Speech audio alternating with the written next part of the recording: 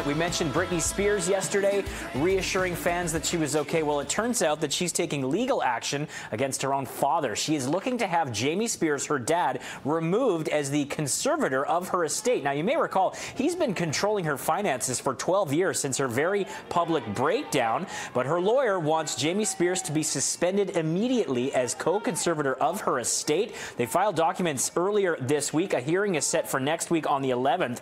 Prior to that, Britney's legal team adamant that she does not share her father's vision of a future in which she resumes performing and leaves the management of her estate completely to him, as she has done in the past. We'll follow this one for you.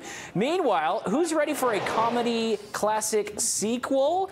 Well, it could be happening. Vince Vaughn confirming he's in talks for, you guessed it, Wedding Crashers 2. It's been 15 years, but he said in an interview that Owen, of course referring to Owen Wilson, and I, the director of Crashers, have been talking for the first time seriously about a sequel to that movie. The 2005 comedy also starred Rachel McAdams and Isla Fisher.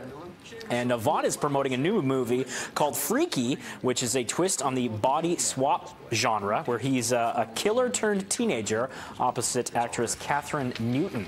And could you see Charlie Hunnam as James Bond? Well, he says he's 100% open to the idea, but he doesn't think he's on the short list. Charlie, in a new interview, says that his intuition tells me he might not be waiting. He shouldn't be waiting too long for that phone call to come, but is welcoming all the fan dialogue and says he would be flattered and honored to play James Bond. Of course, Daniel Craig bowing out after No Time to Die, which is expected to hit theaters in April. That will be 6 years after the last Bond movie, and then the search is on for a new 007. I don't know. I could see Hunnam pulling it off. I've always been a fan of Ewan McGregor. I think he could do it. Anyway, Russ has your full look at weather.